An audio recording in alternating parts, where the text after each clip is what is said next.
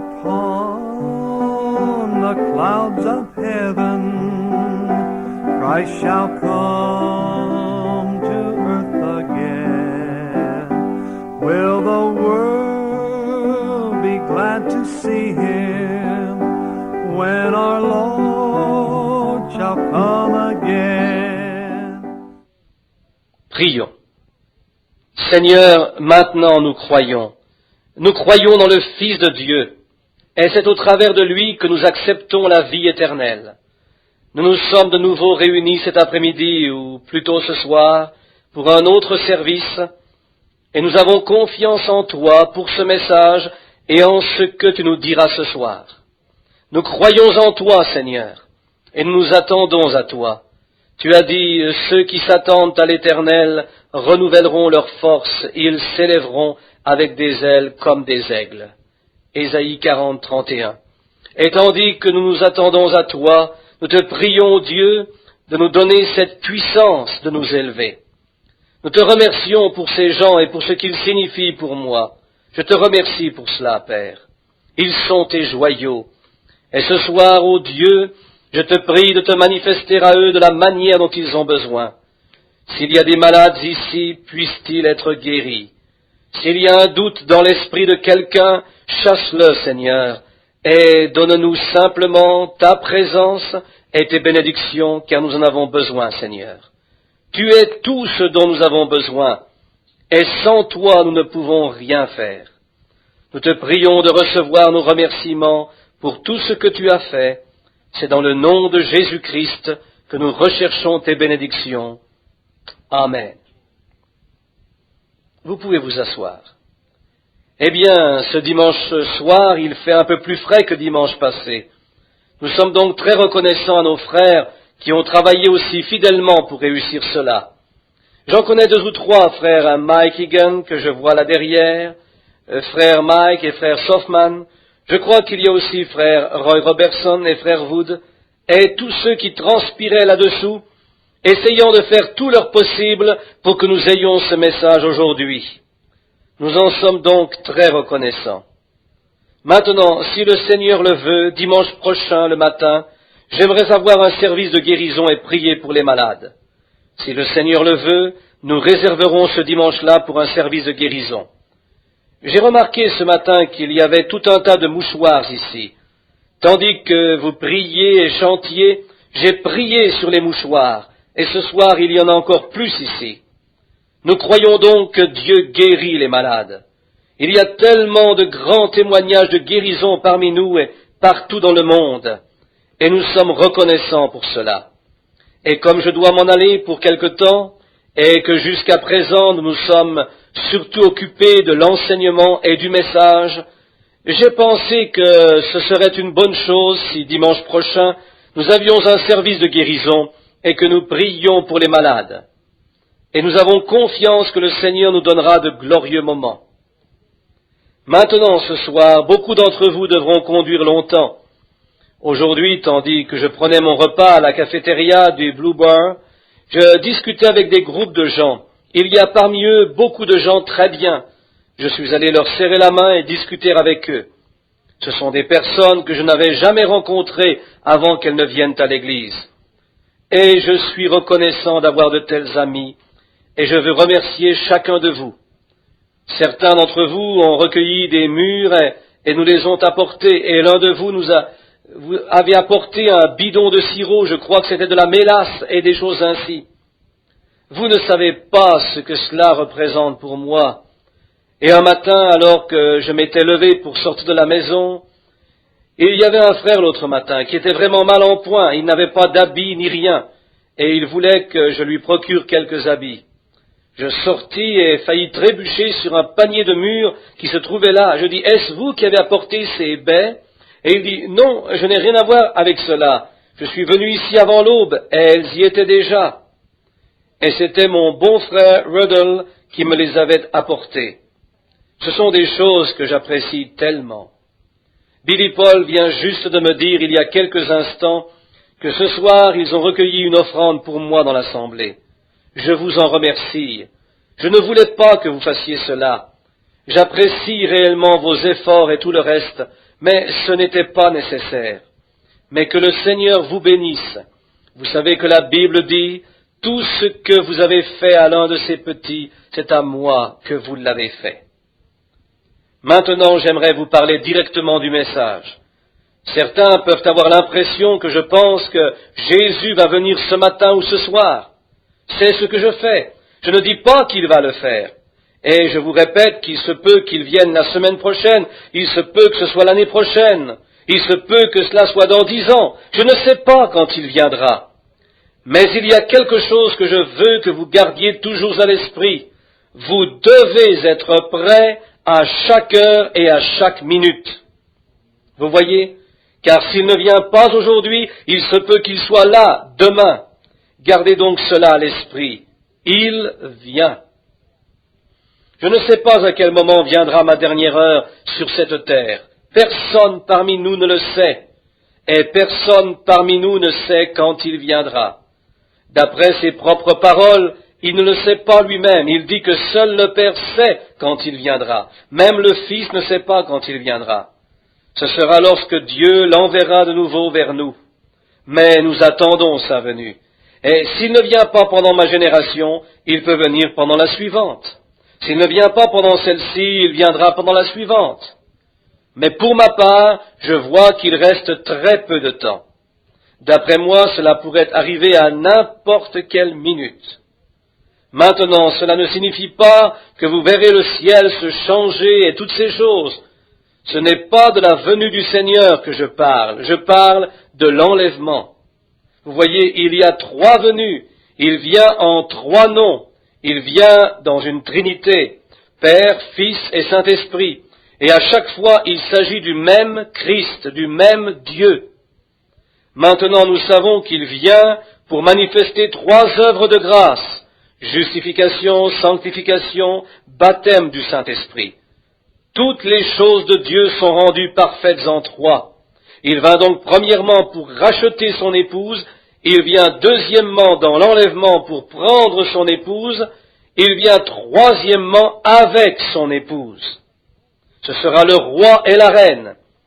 C'est pour ce moment-là que beaucoup de gens attendent sa venue. Mais lorsqu'il viendra cette fois, seuls ceux qui seront prêts sauront quand il vient. Il y aura tout simplement des gens qui seront absents. Les autres ne sauront pas ce qui leur est arrivé. Ils auront tout simplement été enlevés en un instant. Ils seront tout simplement absents, changés. En un moment, en un clin d'œil, ils ne seront plus là. Soyez donc prêts pour cela. Il serait horrible de découvrir un matin l'absence d'un bien-aimé que personne ne peut retrouver. Ne serait-ce pas trop dommage de découvrir que cela est arrivé et que vous l'avez manqué? Ainsi, restez simplement près de Dieu. Un lundi, Dieu voulant, je ramènerai ma famille en Arizona où ils vont à l'école, puis je reviendrai. Je n'aurai pas de service là-bas. Je vais très rarement en Arizona. Je vais souvent ailleurs. Lundi, je ramènerai ma femme là-bas, puis je reviendrai ici. Et depuis ici, je partirai pour la Colombie-Britannique. Puis je retournerai dans le Colorado. Je serai de nouveau en Arizona quelque temps avant Noël. J'y resterai juste 2 ou 3 jours pour que la famille soit ensemble. Puis, si le Seigneur le permet, je serai de nouveau ici pendant les fêtes de Noël afin d'avoir des réunions pendant la semaine du Nouvel An. Vous voyez donc que je suis ici 10 fois plus qu'ailleurs, car nous n'avons pas d'église ni de réunion en dehors d'ici. Pour ce qui est des réunions d'église, nous n'avons rien en dehors d'ici. C'est là l'inconvénient. Je n'ai nulle part où envoyer les enfants pour qu'ils entendent le message, comme le font vos enfants venant d'ici. Et c'est l'un des inconvénients que nous avons. Mais d'autre part, ils sont tous en meilleure santé. C'est un climat chaud et très sec, mais tous les enfants semblent en meilleure santé. Je ne suis pas là-bas assez longtemps pour savoir si le climat est sain ou pas. Je suis toujours en route, et je crois que je suis né pour être un errant. Ma femme m'appelle un coup de vent. Je sais qu'elle est ici. Je vais entendre parler de cela après le service. En d'autres termes, je suis constamment en mouvement. Cela fait 22 ans que je suis marié et j'ai parfois l'impression d'être un étranger à la maison, car je dois toujours partir. Mais j'attends le moment où nous serons installés à la maison. Mais pour le moment, la bataille se poursuit. Donc, restez en prière. N'oubliez pas dimanche prochain, si le Seigneur le permet, d'amener vos malades et les affligés. Venez tôt, prenez place. Il y aura sûrement ensuite un groupe pour lequel on priera. Nous devrons distribuer des cartes de prière. S'il n'y en a pas assez, nous ne distribuerons pas de cartes de prière. Nous en donnerons juste assez pour former une petite ligne de 2 ou 3 douzaines de personnes ou quelque chose ainsi. Mais nous distribuerons probablement des cartes de prière. Nous le ferons donc sûrement 1 heure avant le service régulier qui aura lieu, je pense. Vers 8h ou 8h30, ils distribueront les cartes de prière. Dimanche prochain, ils ouvriront l'église, puis ils donneront les cartes de prière. Prenez donc soin d'amener vos bien-aimés. Amenez-les ici. Il fera bon et frais dans l'église. Je dis cela pour les malades. Et nous ferons tout notre possible pour prier pour eux. Je vous remercie de nouveau pour votre offrande. Et maintenant, ce soir, nous allons lire quelques mots de la parole de Dieu. Préparez-vous à être de nouveau en sa présence et à ce qu'il nous apporte sa parole. Maintenant, nous savons que nous pouvons lire un texte, mais Dieu doit nous en révéler le contexte. Vous voyez? Nous pouvons prendre un texte, mais Dieu doit nous en révéler le contexte. Et pendant que vous cherchez le livre de Jérémie au 2e chapitre, j'aimerais vous dire que je suis heureux d'avoir frère Livel parmi nous. C'est un précieux frère dans le Seigneur. Et je pense aussi à ce frère ici, je ne me souviens plus de son nom. Je crois que c'est frère Willard Craze. Et je vois des frères qui viennent de l'Arkansas, comme frère John Blair.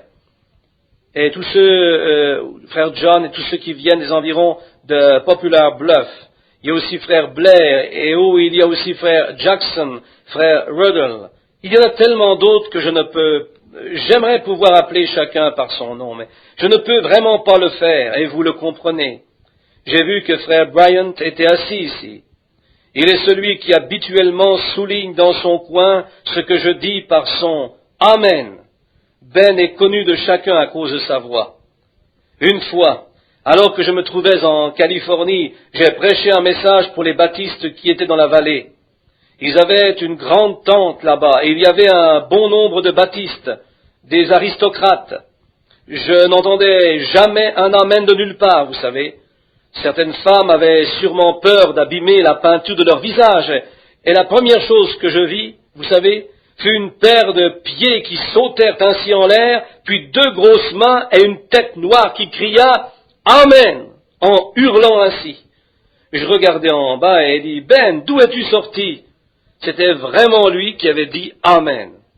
Je vois que sa femme l'observe un peu. Eh bien, il est en train de perdre cette chevelure noire, mais c'est très bien. Ne te fais pas de soucis à cause de cela. Il y a longtemps que j'ai déjà perdu les miens. Ainsi donc, n'oubliez pas de prier. Maintenant, tandis que nous en arrivons à la vraie partie du service, souvenez-vous que si nous lisons sa parole, c'est Dieu qui la bénit. Elle ne retournera pas à lui à vide, mais elle accomplira tout ce pourquoi elle était prévue. Et je sais qu'en lisant la parole, je serai toujours dans le vrai. Lorsque je lis sa parole, Dieu honore sa parole.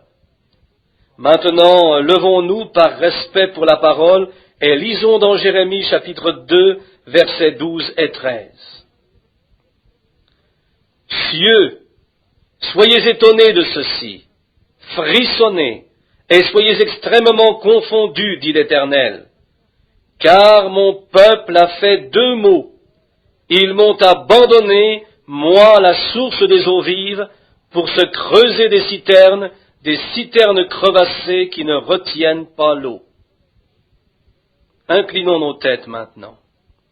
Ô Dieu, ta parole a été lue, et nous te prions d'honorer cette parole, et de nous en montrer les parallèles ce soir.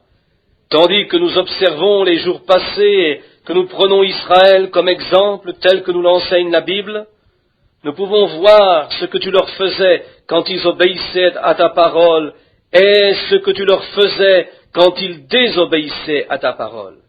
Cela doit nous apprendre ce que nous devons faire.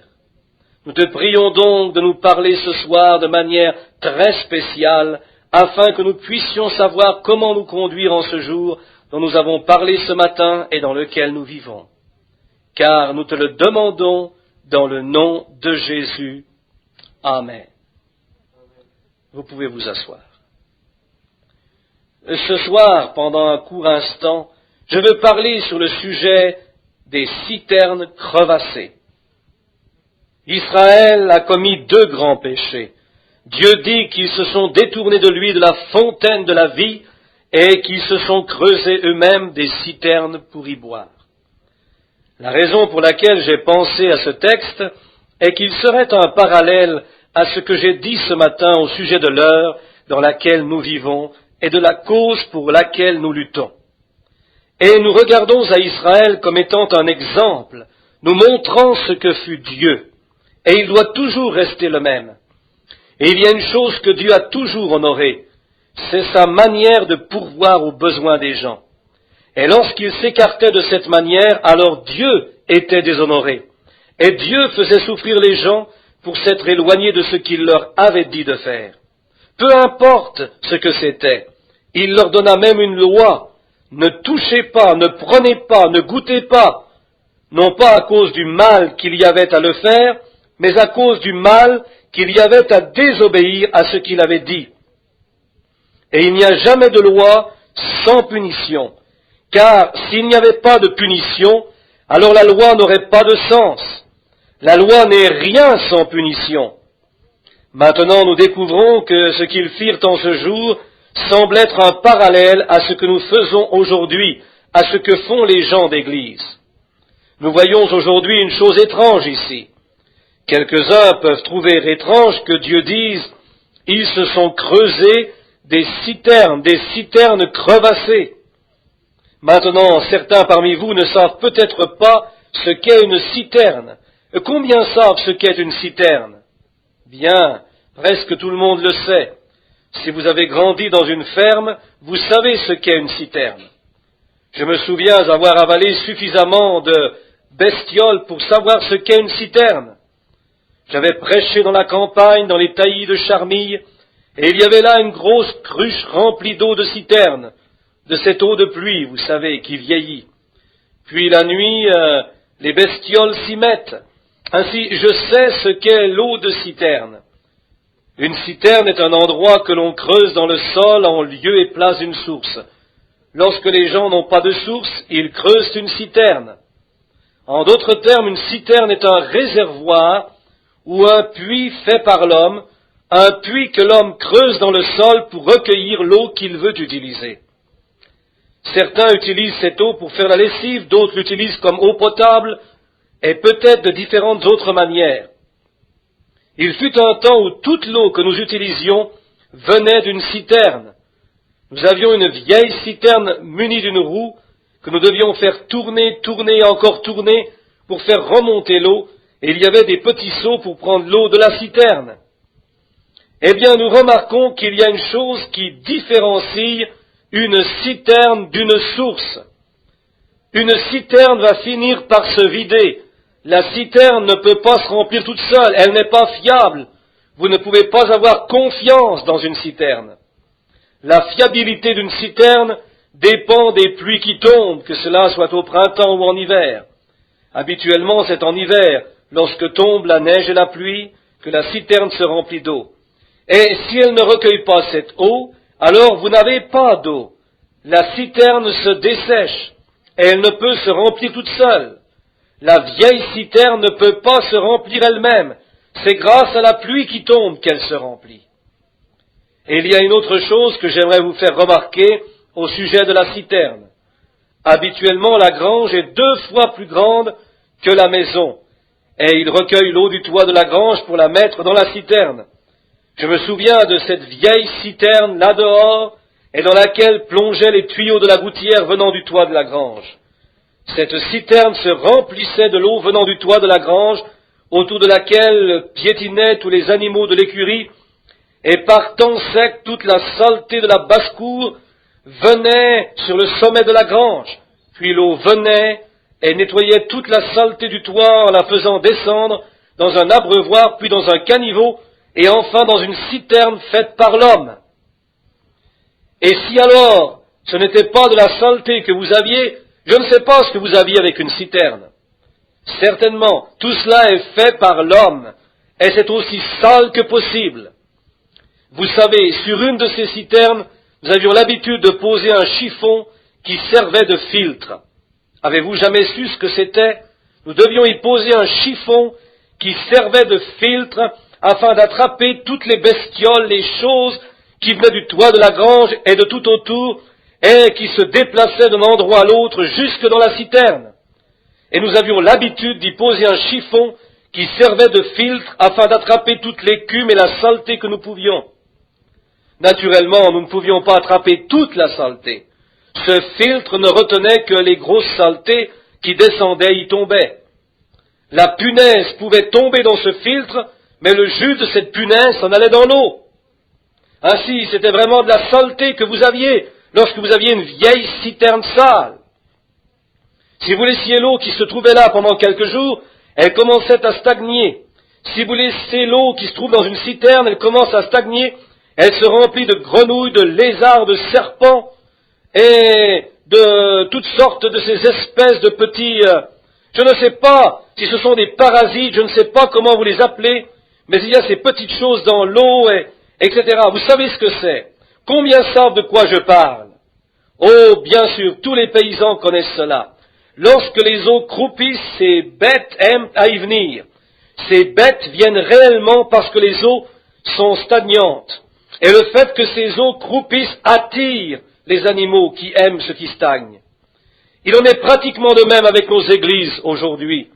L'un des grands péchés qu'ait commis l'Église aujourd'hui, tout comme Israël en ce temps-là, est de la voir abandonner, lui, la fontaine de l'eau vive, et de s'être creusé des citernes faites par l'homme. Et ces citernes sont devenues une demeure pour tous ceux qui aiment cette sorte d'eau. Des lézards, des grenouilles, toutes sortes de germes malpropres y vivent, car il s'agit d'un réservoir artificiel.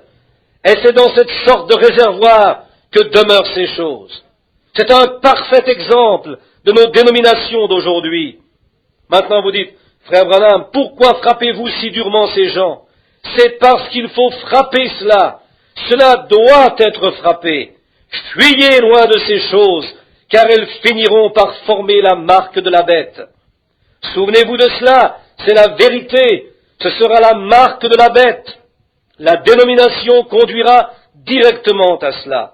Elle est à présent sur la voie qui la conduira directement au pouvoir par la force. Observez dans le vieil empire romain, c'est exactement ce qui les conduisit à cette marque de l'apostasie. Vous découvrez que personne ne pouvait acheter ni vendre sans la marque de la bête. Ils devaient l'avoir. Il n'y aura que deux classes de gens sur la terre. Il y aura ceux qui auront le sceau de Dieu et ceux qui auront la marque de la bête. Seulement deux classes. Vous devez donc avoir soit l'un, soit l'autre. Et il y aura une apostasie, une marque de la religion apostate. Il va y avoir une image de la bête. Comme nous l'avons étudié, nous découvrons que Rome a été, est et sera la bête. Exactement. Il n'y a aucun moyen pour que ce soit autre chose que Rome. Et que fit Rome? La Rome païenne fut convertie en une Rome papale et organisa un système universel qui força tout le monde à adopter cette seule religion s'il ne voulait pas être mis à mort. Et il est étrange de voir apparaître ces États-Unis sur scène semblables à un agneau. Et cet agneau a deux petites cornes qui sont, dans ce cas, les pouvoirs civils et religieux. Et nous découvrons ensuite que tandis qu'il était un agneau, il parlait comme un dragon et exerça tout le pouvoir qu'avait le dragon avant lui.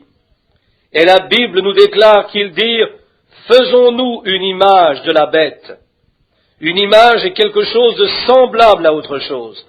Et dès maintenant, nous pouvons voir que dans cette condition d'apostasie, l'Église est en train de former le Conseil mondial des Églises, ce qui est une image du pouvoir de Rome, qui forcera les gens à faire la même chose que fit cette Rome païenne, ou plutôt papale. Ainsi, il n'y a aucun moyen pour qu'il puisse arriver autre chose. C'est la vérité. Et c'est pourquoi je frappe là-dessus pendant mon âge et pendant mon temps, car cela doit être frappé. L'appel vient disant, sortez du milieu d'elle, mon peuple, afin de ne pas participer à ses péchés. Maintenant, je compare cela à des citernes sales, souillées. Il est la fontaine de la vie. Il est l'eau vive. Et l'homme a quitté cela pour se creuser des cisternes qui ne peuvent recueillir que la saleté. C'est la seule chose qu'elles puissent recueillir. Et c'est ce que fait le système dénominationnel. Il attrape tout ce qui passe par là, tout ce qui veut se joindre.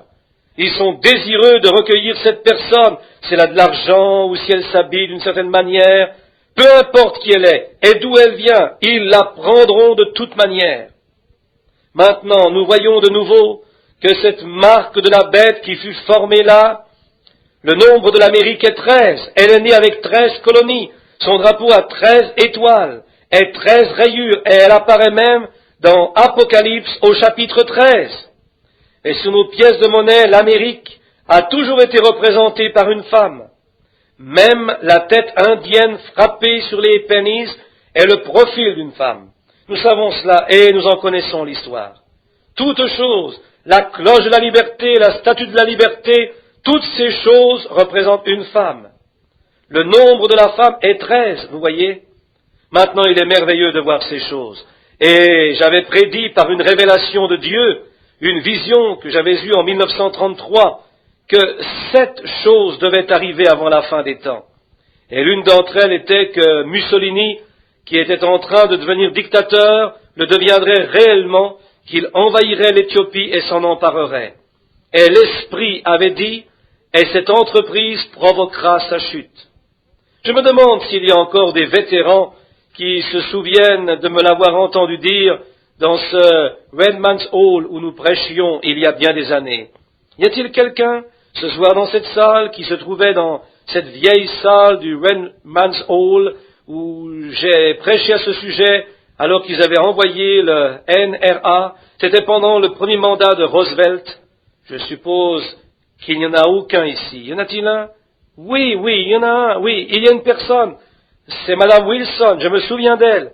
Il y a aussi ma femme qui est assise là derrière. Il en reste 2 de la génération de ce jour-là. Ce fut lorsqu'ils dirent que ce NRA était la marque de la bête et que j'avais répondu, ce n'est absolument pas cela, pas du tout. La marque de la bête ne vient pas d'ici, elle vient de Rome. Et cette chose ne peut pas être la marque de la bête. Maintenant, souvenez-vous que ces choses ont été dites. J'avais dit qu'Adolf Hitler aurait une femme mystérieuse. J'avais aussi dit qu'il déclarerait la guerre aux États-Unis. J'avais dit que les Allemands construiraient une immense chose en béton, on vivrait même là-dedans, et qu'à cause de cela, les Américains connaîtraient précisément à cet endroit une grande défaite. Il s'agissait de la ligne Siegfried, et cela 11 ans avant même qu'on ne commence de la construire. Puis j'avais dit qu'Hitler arriverait à sa fin et que les États-Unis gagneraient la guerre. J'avais aussi dit qu'il y aurait 3 ismes, nazisme, fascisme et communisme. Puis j'avais dit que tout cela se fondrait dans le communisme. La Russie prendrait tout cela dans le communisme. Puis je dis, la science augmentera tellement, l'homme deviendra tellement intelligent, il inventera tellement de choses qu'il fabriquera une voiture ressemblant à un œuf, ayant pour toit une glace et dirigée d'une autre manière que par un volant. Et maintenant ils ont cette voiture.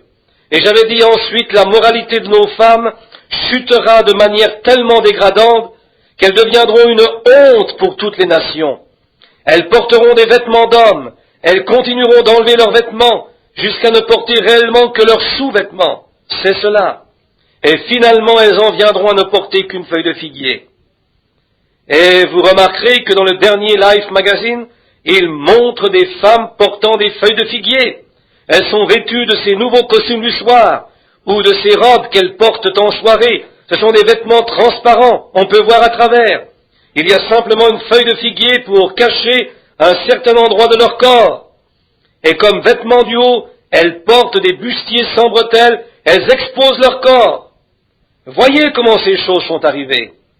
Puis jeudi, je vois une femme aux États-Unis, semblable à une grande reine ou quelque chose ainsi. Elle était très belle à regarder, mais son cœur était cruel. Elle fit marcher la nation du même pas qu'elle.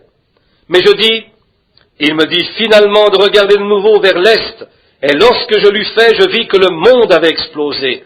Et aussi loin que je pouvais regarder, je ne pouvais voir que des morceaux de bois et des rochers fumants qui avaient été soufflés de la terre.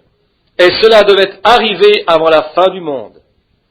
En 33 ans, 5 de ces 7 choses se sont déjà accomplies. Et maintenant, nous sommes à la fin des temps. Je viens de parler contre ce système dénominationnel. Et ce soir, je continue de croire qu'il s'agit d'un cloaque, d'un endroit recueillant la saleté.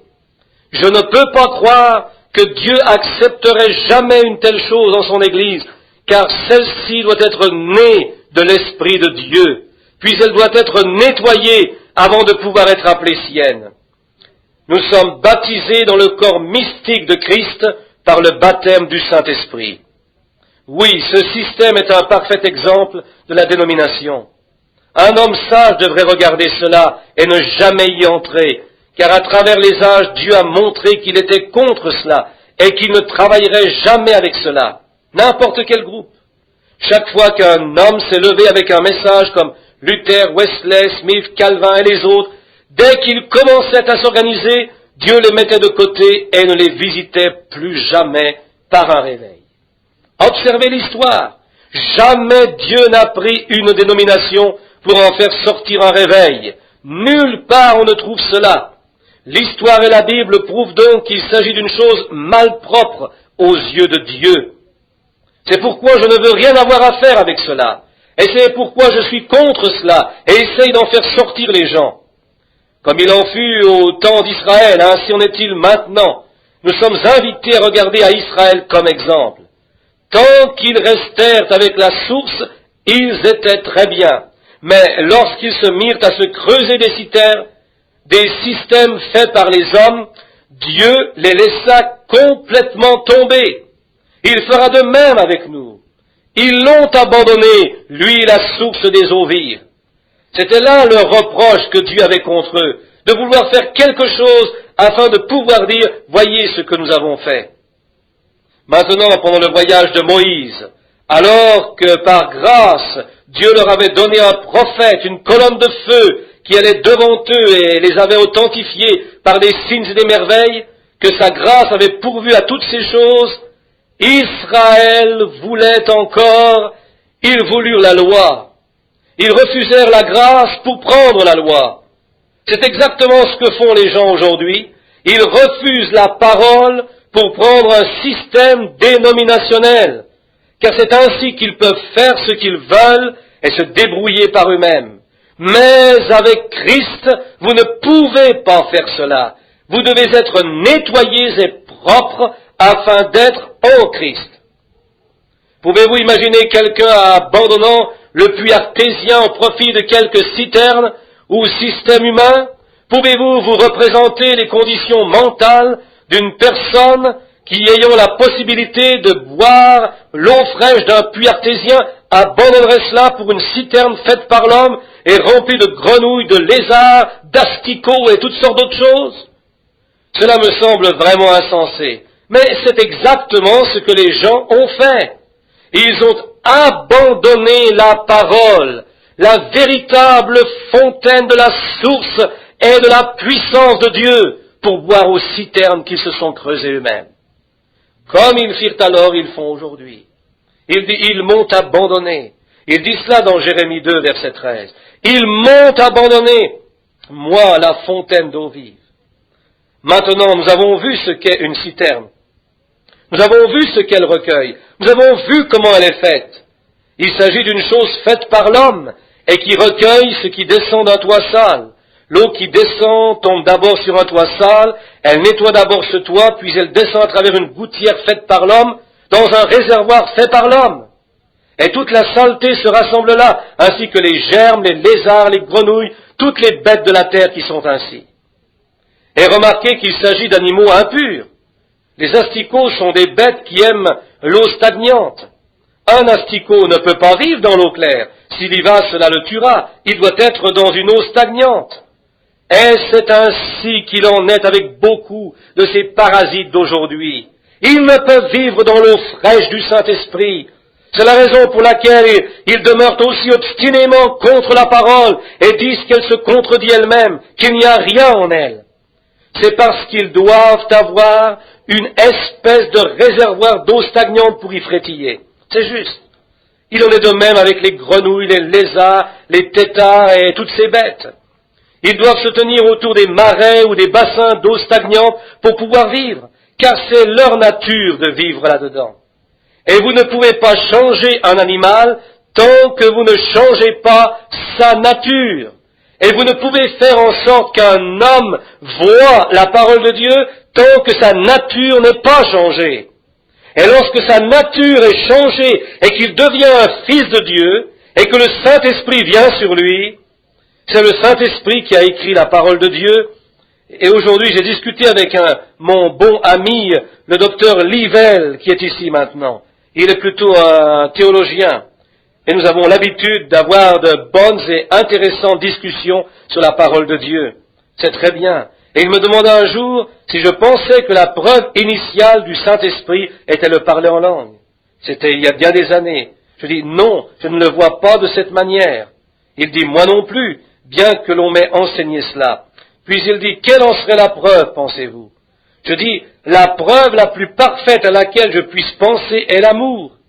Et nous avons continué à parler de cela. Puis j'ai pensé, cela avait l'air d'être vraiment très bien.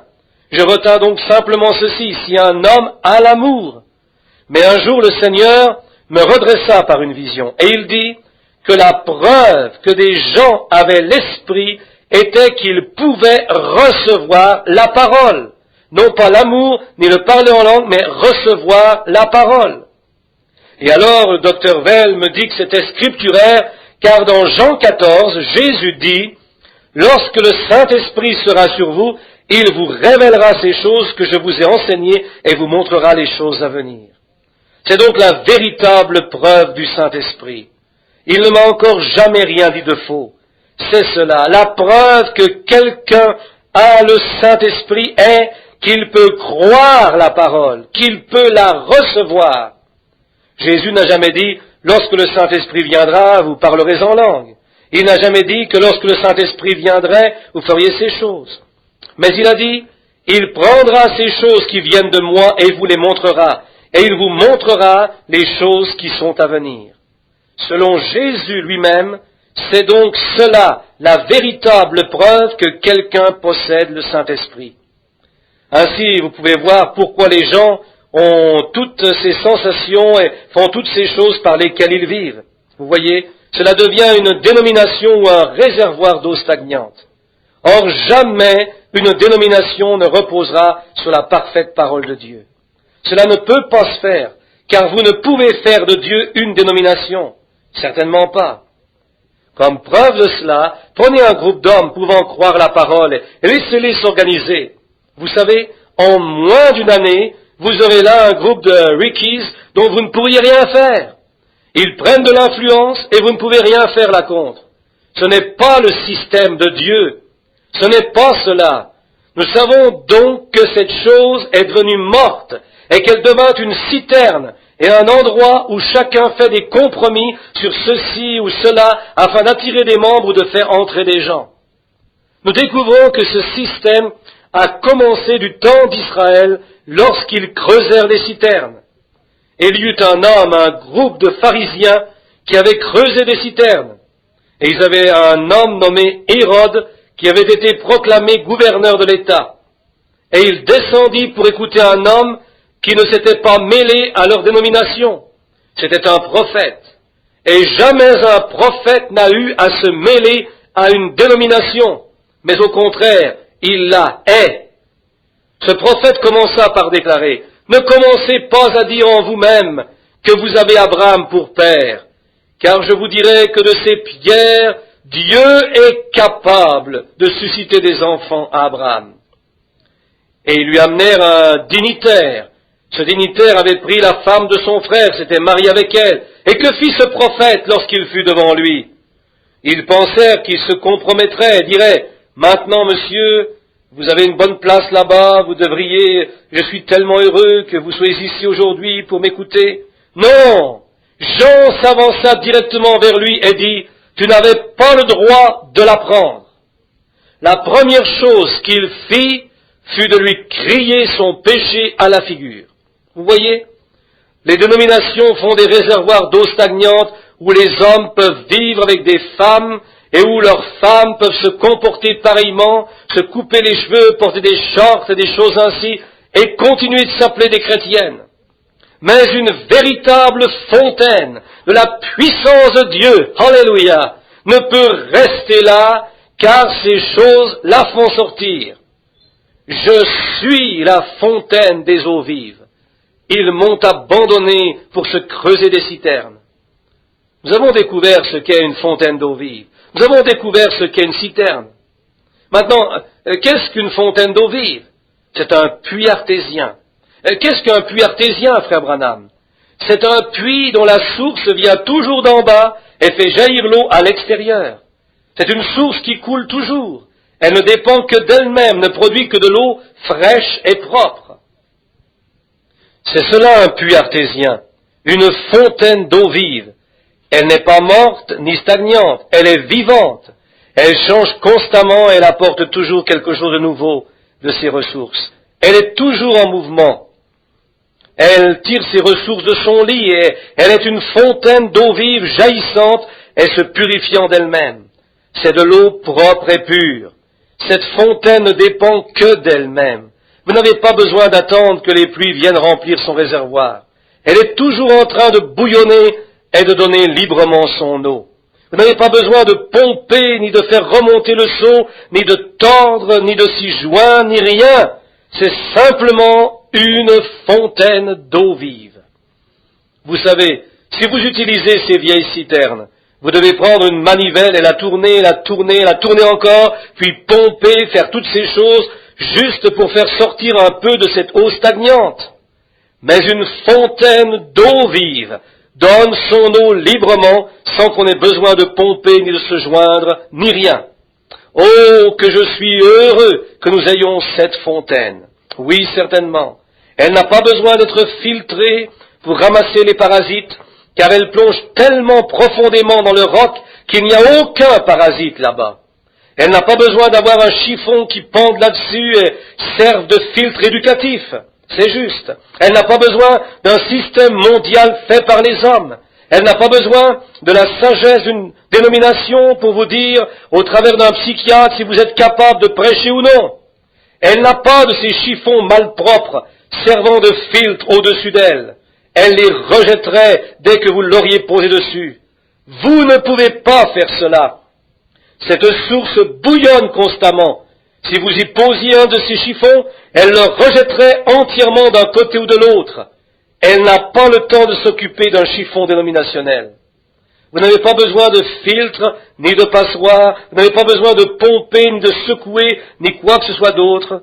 Elle se trouve simplement ici. Elle bouillonne. Elle ne dépend pas des pluies locales pour la remplir. Les pluies, ce sont les réveils.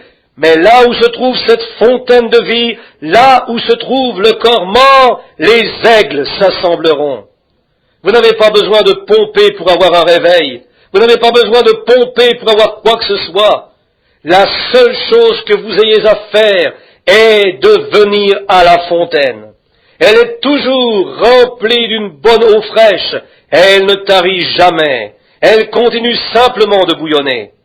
Vous n'avez pas besoin d'aller à la citerne et de dire, eh bien, s'il pleut et que l'eau descend du toit de la grange, nous aurons quelque chose à boire. Oh mon Dieu, ce n'est pas cela. Ce puits artésien fait constamment jaillir une bonne eau fraîche. Vous pouvez compter là-dessus.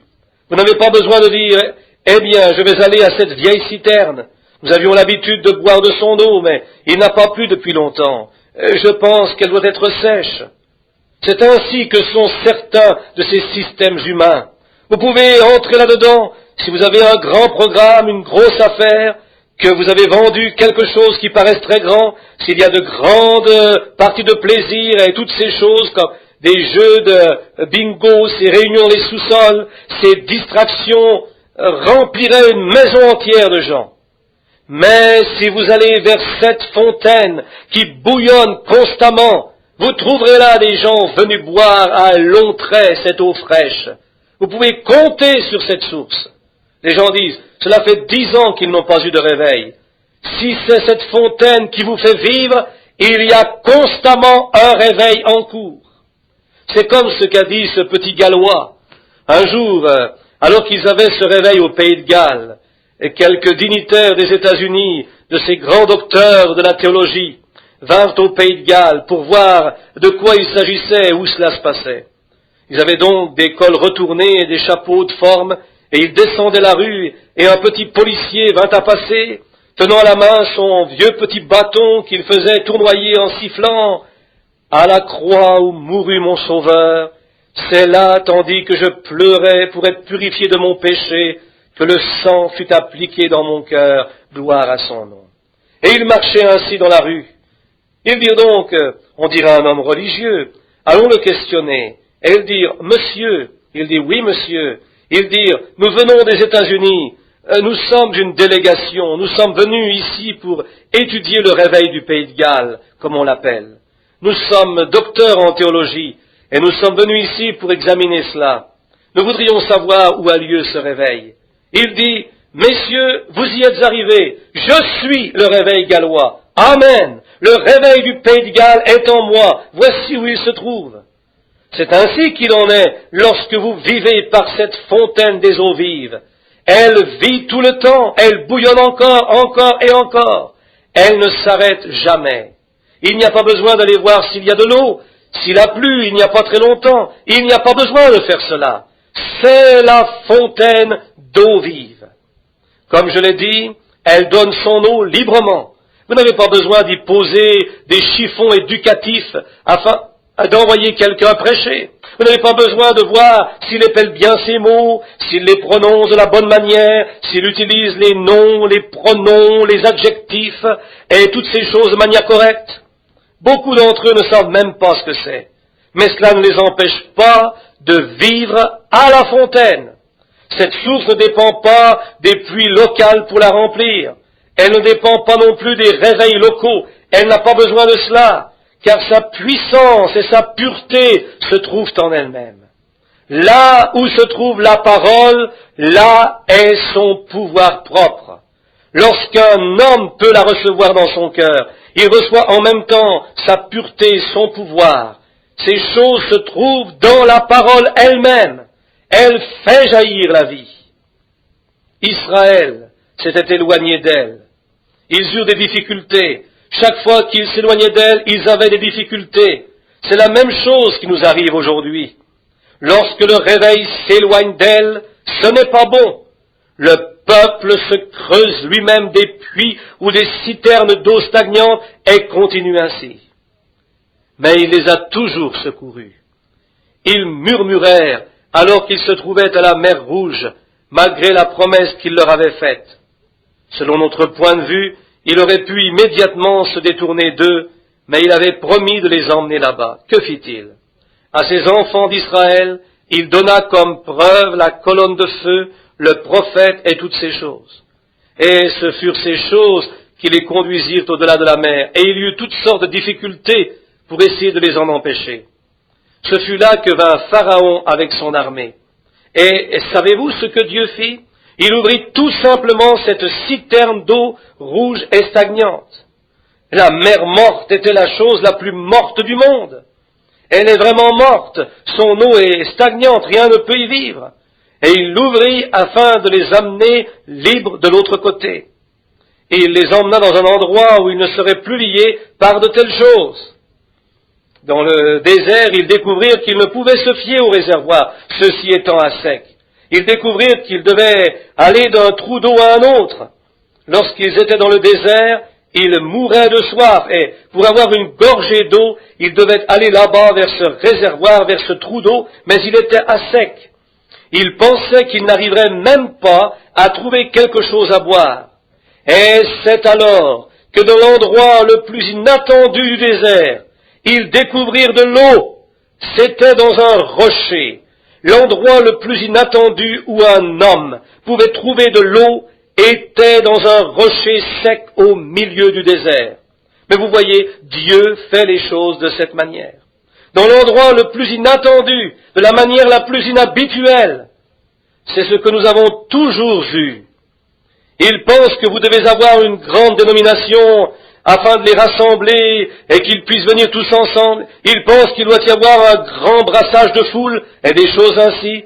Ils pensent qu'il doit y avoir des milliers de collaborateurs et autres pour avoir un réveil.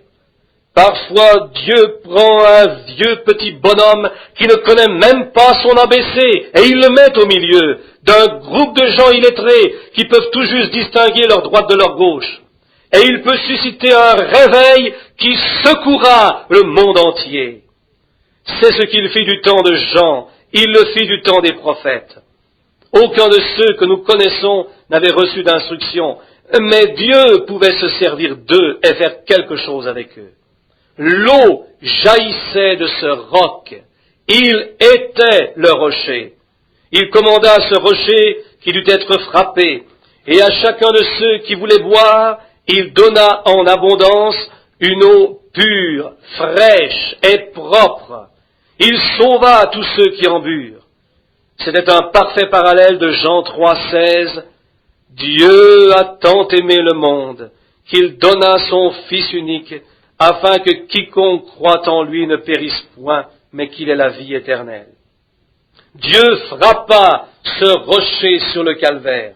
Le jugement qui devait nous frapper est tombé sur lui, afin que de lui puisse venir l'esprit de vie qui vous donnerait de même qu'à moi la vie éternelle. C'est un parfait parallèle de ce qui se passa dans le désert. Ils n'eurent jamais besoin d'arracher quoi que ce soit, ni de creuser, ni de pomper, ni rien.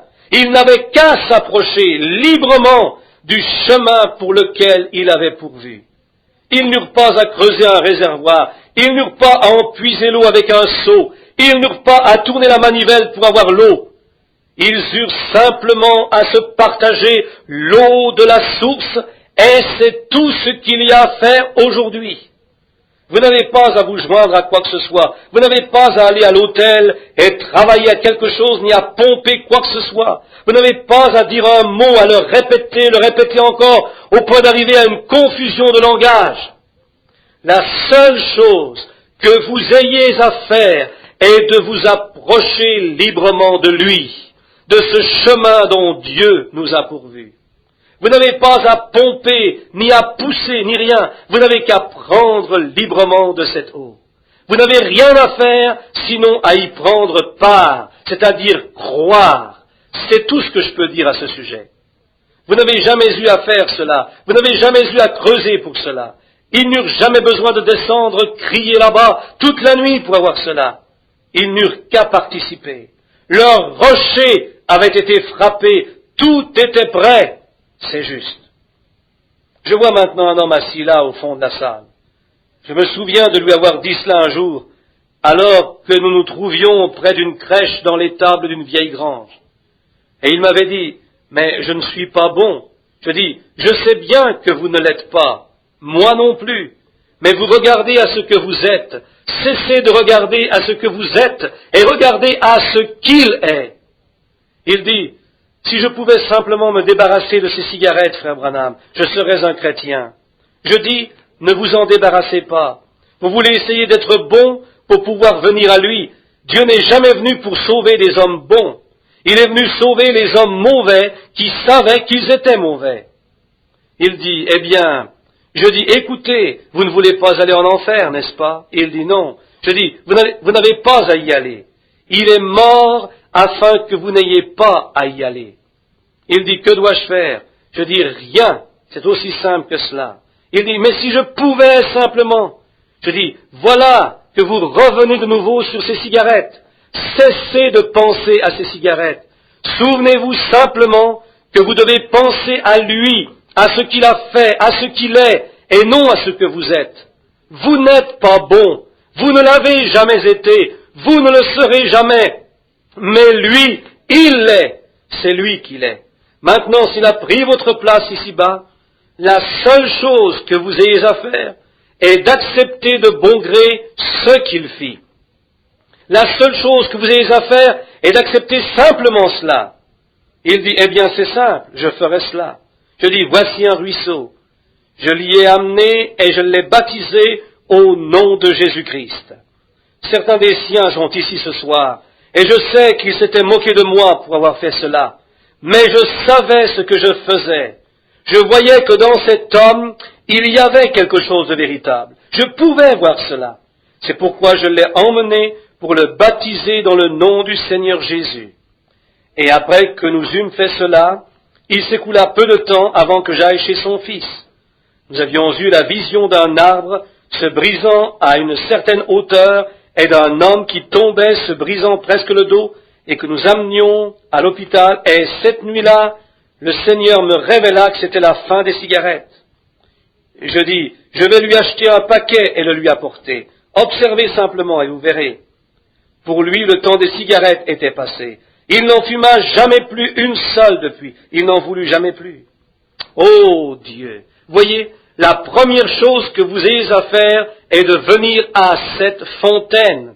Vous devez venir à cette eau en réalisant qu'il n'y a rien que vous puissiez faire. Ce qui compte, c'est ce qu'il a fait pour vous.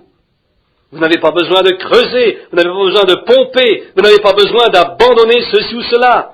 La seule chose que vous ayez à faire est d'aller là-bas et de boire. C'est tout. Si vous avez soif, buvez. Maintenant il était le rocher. Dieu le frappa pour nous. Et ce rocher fit jaillir en abondance une eau pure et propre. Il le fait encore aujourd'hui pour chacun de ceux qui veulent croire. Bien sûr, c'est cela sa grâce pour nous, son peuple. Il se passe quelque chose de semblable parmi les gens d'aujourd'hui. Ils sont prêts à recevoir ce qu'ils peuvent obtenir, mais ils ne veulent rendre aucun service en retour. Israël était alors prêt à boire de l'eau du rocher, mais il ne voulait pas rendre à Dieu le service qui lui était dû. Et il est toujours en train de nous servir. Vous savez, sans lui, nous ne pouvons même pas respirer. Sans le service de Dieu, nous ne pouvons pas respirer. C'est vous dire combien nous dépendons de lui. Et malgré cela, nous avons le cœur partagé si nous devons faire quelque chose pour lui, s'il nous demande de faire quelque chose, et d'aller voir quelqu'un, de prier pour lui ou de l'aider. Cela nous brise presque de devoir faire cela, et nous ne voulons rien faire pour lui rendre service. Son reproche était, ils m'ont abandonné, moi la parole, pour accepter à la place une citerne crevassée. Ils m'ont abandonné, moi la fontaine de la vie, la fontaine de l'eau de la vie, et ils ont désiré et préféré boire de l'eau stagnante d'une citerne. Pouvez-vous imaginer cela? Pourriez-vous imaginer quelqu'un possédant un puits artésien, donnant une bonne eau calcaire jaillissant directement du cœur des roches, une eau aussi fraîche et bonne que possible, descendant là dans les sables? Pourriez-vous imaginer cette personne préférant boire l'eau d'une citerne là-bas? Cette eau qui aurait lavé le toit de la grange, des hangars et de tous les édifices de l'endroit? Voyez-vous, cette eau provenant de la grange, des étables, des mangeoires et de toutes ces choses, et se déversant directement dans la citerne, pouvez-vous imaginer cette personne allant boire de cela au lieu d'aller au puits artésien? C'est que quelque chose n'irait pas avec son esprit, c'est vrai. Et voyez cet homme ou cette femme se fonder sur une dénomination qui lui permet de se couper les cheveux à la garçonne, de porter des shorts, de se farder, de mettre toutes ces autres sortes de maquillage, de faire toutes ces choses, de se comporter ainsi.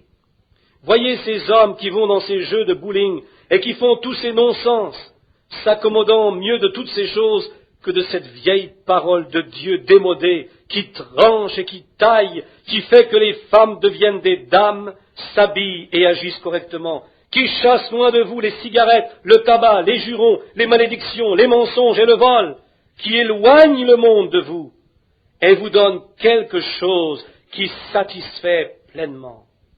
Pourquoi cet homme ou cette femme irait-il vers autre chose pour avoir la consolation? Comment voulez-vous recevoir une consolation de cela? Comment pourriez-vous obtenir une boisson fraîche d'une citerne d'eau stagnante? si quelqu'un allait vers une citerne d'eau stagnante pour boire, alors qu'il y a un puits artésien ouvert, vous diriez, quelque chose ne va pas avec l'esprit de cet homme. Et si une femme ou un homme va dans un tel endroit pour trouver la consolation, c'est que quelque chose ne va pas spirituellement avec cette personne. Elle ne veut pas la parole. Cela montre que leur nature est encore celle d'une grenouille, d'un tétard ou de quelque chose ainsi. C'est juste. Il y a quelque chose dans cette nature qui aime les réservoirs d'eau stagnante, car ces sortes de choses ne veulent pas vivre dans un bassin d'eau fraîche. Elles ne peuvent pas le faire. C'est de l'eau fraîche. Elles ne peuvent pas faire cela. Maintenant, leur reproche qui fut adressé au peuple de Dieu est qu'ils l'abandonnèrent. Et ils ont fait la même chose aujourd'hui. Maintenant, regardez la femme au puits. Eh bien, elle vint à la citerne de Jacob. Mais la citerne de Jacob était une dénomination, dirions-nous. Et il en avait creusé 3. Maintenant, cette citerne avait une longue histoire. Cette femme dit, Jacob, notre père, creusa ce puits. Il but de son eau, et son troupeau aussi. N'est-elle donc pas assez bonne? Il dit, mais après que vous ayez tiré de cette eau, vous avez encore soif, et vous devez revenir ici pour en avoir. Mais l'eau que je vous donne vient d'une fontaine, d'un geyser. Elle jaillit de l'intérieur, et vous n'avez pas besoin de venir ici. Elle se trouve juste en vous. Remarquez, lorsqu'elle eut découvert qu'une fontaine scripturaire lui avait parlé au moyen de ce signe scripturaire qu'elle avait toujours recherché, elle abandonna le système dénominationnel de Jacob et n'y retourna jamais plus, car elle avait découvert le vrai rocher. Vous voyez, elle courut vers la ville, elle en avait terminé avec le péché. Elle n'était plus une femme corrompue. Elle dit, venez voir qui j'ai découvert, un homme qui m'a dit les choses que j'ai faites. Ne serait-ce pas le Christ même? Cette citerne était certainement très bien. Elle avait rempli son rôle, mais maintenant la femme se trouvait auprès de la vraie fontaine. La citerne avait été très bien jusqu'à ce que la vraie fontaine ait été ouverte. Mais lorsqu'apparut la vraie fontaine, la citerne perdit de sa force. Elle découvrit qu'il y avait un endroit meilleur pour aller y boire. Et il y a un endroit meilleur. Il y a un endroit meilleur. Et c'est Christ.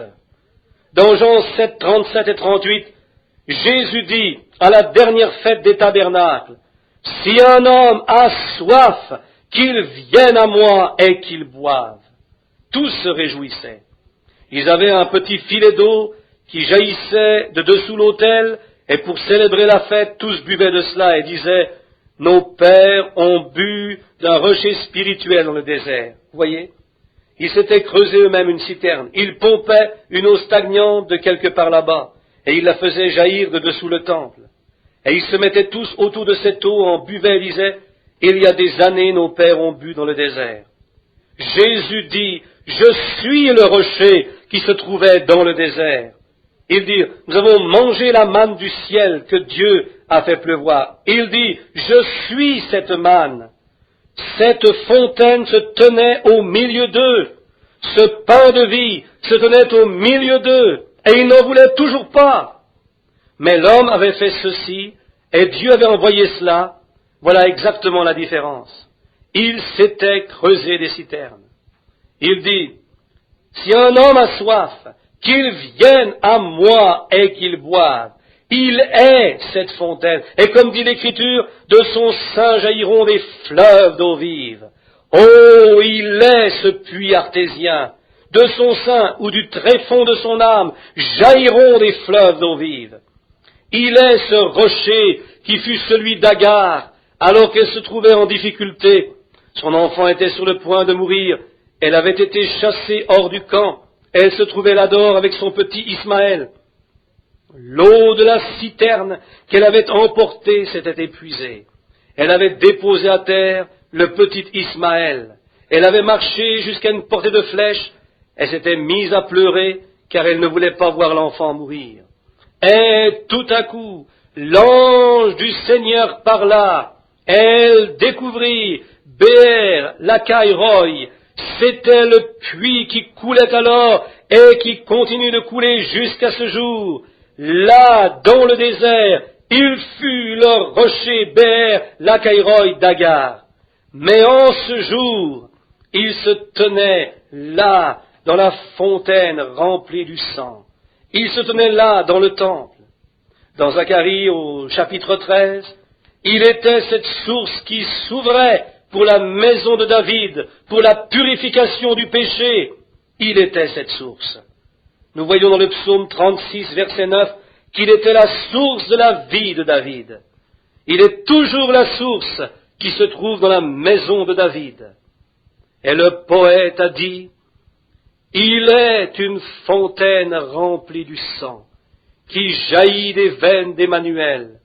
Lorsque les pécheurs se plongent dans ce flot, toutes leurs tâches coupables disparaissent. » Il est cette fontaine de vie, cette fontaine d'eau, il est la parole de Dieu. Les gens de ces derniers jours l'ont abandonné. Lui, la vraie parole, l'eau de la vie. Et ils se sont creusés eux-mêmes une citerne dénominationnelle. De nouveau, ils se sont creusés. Et nous découvrons maintenant qu'ils ont des citernes crevassées, et ces citernes sont remplies des germes d'incrédulité, de vantardise, des programmes d'éducation et de toutes ces choses qui sont contraires aux promesses de Dieu. Ce sont des gens qui doutent de la parole. Maintenant, la Bible dit que leurs citernes sont crevassées. Une citerne crevassée est une citerne qui a une fuite et qui va donc s'assécher. Elle va s'assécher pour devenir un cloaque religieux nommé Conseil mondial des Églises. Et c'est à cela que va les conduire la citerne crevassée. Tout cela parce qu'ils l'ont abandonné, lui, la fontaine d'eau vive, et qu'ils se sont fabriqués des citernes. Ils se creusent ces grands séminaires, ces systèmes d'instruction et d'enseignement, et toutes ces choses. Voilà la sorte de citerne qu'ils creusent aujourd'hui. Un homme doit avoir un titre de docteur en philosophie ou autre, ou être agrégé des beaux-arts ou autre, avant de pouvoir prêcher. Ce sont des citernes qui ont été remplies avec une théologie faite par l'homme. Ils les font aller dans ces grandes écoles du savoir où ils leur injectent leur propre théologie humaine, puis ils les envoient dans le monde avec cela. Oh, en quel jour nous vivons! Des citernes faites par l'homme. Pas étonnant que cette chose ait pris une odeur infecte. Oh mon Dieu! C'est parce que les gens ont soif de cela. Et lorsque les gens veulent s'amuser aujourd'hui, que font-ils? Au lieu de recevoir la joie de Dieu, ils se tournent vers le péché pour y trouver leur joie. Des gens qui vont à l'église, prétendent être des serviteurs de Dieu, allument une cigarette lorsqu'ils deviennent trop nerveux. Et elles, lorsqu'elles veulent s'amuser, elles se collent leurs vêtements immoraux et sortent tondre le gazon quand elles savent qu'il y a un homme dans les alentours qui peut les siffler. Ils font tout pour être populaires. Ils veulent ressembler à des stars de cinéma. Voilà où se trouve leur joie. Alors que Jésus a dit, je leur suffis. La raison pour laquelle ils font cela est qu'ils ne veulent pas boire de cette fontaine. Ils l'ont rejetée, ils ne veulent pas y boire. Ils se joignent à quelques systèmes humains, à quelques citernes remplies de toutes sortes de choses stagnantes où ils peuvent aller. Hier, nous avons emmené les enfants au bord de la rivière, ou bien je crois que c'était samedi matin. Nous sommes descendus, Billy avait pêché dans le bateau et nous les avons emmenés, ma fille et mon petit-fils, à la rivière pour faire une promenade en bateau. On ne pouvait même pas faire une promenade en bateau, tellement il y avait de gens sales, dégoûtants, méprisables, à moitié nus, qui se trouvaient là sur la rivière et se comportaient ainsi. Un bateau passa près de nous et il y avait là un groupe de petits gars de 12 à 14 ans. Chacun d'eux avait une canette de bière à la main et une cigarette. Ils appellent cela s'amuser. Oh mon Dieu! Jusqu'à quand ce monde va-t-il durer avec un système tel que celui-ci? Puis pour se libérer de la pensée qu'en mourant ils iront en enfer, ils vont se joindre à l'une de ces citernes faites par l'homme. Ainsi ce même genre de personne appartient à cette citerne. Ce n'est rien d'autre qu'un tas d'asticots du monde, sales et souillés. Et il s'associe à cela, comme avait coutume de dire ma vieille mère. les oiseaux de même plumage volent ensemble. Ils ne veulent pas venir à cette fontaine pour être nettoyés de cette vie de péché. Ils veulent vivre là-bas dehors et pourtant témoigner qu'ils sont des chrétiens. Pourquoi cela? Ils se sont détournés de lui, la véritable fontaine de la joie, de la vie parfaite et de la satisfaction. Voilà pourquoi ils ont fait cela. C'est parce qu'ils voulaient que des gens se joignent à eux. Ils ont là une espèce de gens qui croient à tout ce fatras. Il n'y a pas très longtemps, frère Fred, frère Tom et un groupe d'entre nous, nous sommes allés dans une église baptiste connue de la ville de Tucson pour voir si nous ne pourrions pas y trouver peut-être un petit quelque chose qui nous donnerait une petite sensation de fraîcheur. Et le pasteur a dit quelque chose au sujet de ces gens qui se trouvaient en Égypte, mangeaient de l'ail et des choses ainsi, et qui, lorsqu'ils partirent, voulurent retourner en arrière pour pouvoir manger cela. Il dit, c'est un peu comme pour les gens d'aujourd'hui. Et nous avons tous dit Amen. Je n'ai jamais vu un tel groupe de gens. L'église entière détourna les yeux du pasteur et se retourna pour voir qui avait dit Amen. Cela avait semblé les épouvanter. Ils ne savaient pas ce que c'était. Alors que David disait, faisons un bruit joyeux pour le Seigneur, louons-le avec des harpes, louons-le avec des psaumes, que tout ce qui respire loue le Seigneur, louons le Seigneur. Dieu se réjouit en son peuple, qu'ils apprennent à dire Amen lorsque quelque chose de juste est dit. Pourquoi ne pas se détourner de ce système et de cette citerne du monde pour aller vers le fidèle système de Dieu, le puits artésien, Jésus-Christ? Pourquoi ne vous tournez-vous pas vers lui, alors que Dieu nous approvisionne abondamment en joie, en louange et en satisfaction? Le calme de mes nerfs vient de Dieu. Lorsque je n'en peux plus, je trouve ma satisfaction en Christ, non dans une cigarette, non dans les choses du monde, non en me joignant à quelques credos, mais en le trouvant, lui, la parole promise, l'accomplissement de cette parole. Lorsque je m'en serai allé, je reviendrai pour vous chercher. C'est là que je trouve ma joie. Il est ma joie. Ils disent aujourd'hui qu'en se joignant à ces églises, et en faisant ce conseil mondial des églises, ils vont faire un endroit meilleur pour y vivre. Si je donne honnêtement mon opinion, je dirais qu'ils vont faire un endroit meilleur pour y pécher. De toute manière, tout se résume au péché. Ce ne sera pas un endroit pour y vivre, mais pour y mourir. Ils nous fabriquent un endroit pour y pécher au lieu d'un endroit pour y vivre. Tout ce qui est en dehors de Jésus-Christ et de sa parole de vie est une citerne crevassée. Tout ce qui tente de se substituer à cette parole, tout ce que vous essayez de faire pour apporter la paix, tout ce que vous essayez de faire pour apporter la consolation, n'importe quelle joie que vous receviez d'ailleurs, d'un substitut de cette parole, est une citerne crevassée remplie de saleté. Lui donne la satisfaction parfaite. Je me souviens qu'un jour, il y a 2 étés, je sortais par la porte du fond et il y avait là un jeune ricaneur qui me dit « Savez-vous pourquoi vous parlez toujours contre les femmes qui portent des shorts et de ces choses semblables? C'est parce que vous êtes un vieil homme. C'est cela la raison. » Je dis « Écoutez, quel âge avez-vous » Il dit « 27 ans. » Je dis « Je prêchais la même chose alors que j'étais bien plus jeune que vous. J'ai trouvé la source de satisfaction. Il est ma portion. Amen. Tant qu'il pourvoira pour cela, ce sera merveilleux. Mon art consiste à le regarder, à regarder son œuvre et à voir ce qu'il fait. Je ne connais pas d'autre fontaine. Oh, précieux est ce flot qui me rend aussi blanc que neige. Je ne connais pas d'autre fontaine que le sang de Jésus. Il est une fontaine remplie du sang, qui coula des veines d'Emmanuel. Lorsque les pécheurs se plongent dans ce flot, toutes leurs tâches coupables disparaissent. Je vous ai dit que je ne connais pas d'autre source que cette fontaine. Elle m'a nettoyé lorsque j'étais sale. Elle continue de me nettoyer, car je veux vivre tout près d'elle. Je veux boire cette eau fraîche qui emplit mon âme de joie. Il se peut que je tombe si bas que je ne puisse même plus faire une autre tournée, que je ne puisse plus aller nulle part. Alors je peux m'agenouiller, poser mon doigt sur une promesse et dire « Seigneur Dieu, tu es ma force, tu es ma satisfaction, tu es mon tout. » Je peux alors commencer à sentir quelque chose qui bouillonne là à l'intérieur de moi. C'est alors que je sors de cet abattement. Alors que j'avais passé 50 ans, je me suis réveillé un matin. Vous savez comment c'est, vous pouvez à peine sortir un pied du livre. Oh, je n'arrivais même pas à faire cela. Et quelqu'un frappait à la porte. Billy me disait qu'il y avait une urgence quelque part, et que je devais y aller.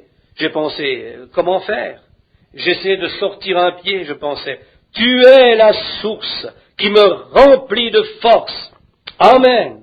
Ma force et mon secours viennent du Seigneur. Tu es mon puits artésien, tu es ma jeunesse. Ceux qui s'attendent à l'Éternel renouvelleront leur force. Ils s'élèveront avec des ailes comme des aigles. Ils courront et ne se fatigueront pas. Ils marcheront et ne se lasseront pas. Seigneur Dieu, c'est mon devoir d'aller. Je suis appelé à mon lieu de service. Et il arriva que quelque chose se mit à bouillonner en moi. L'autre jour, j'avais une rencontre là-bas à Topeka, dans le Kansas. Il y avait un jeune homme, un prédicateur. Il était un des premiers qui m'avait soutenu.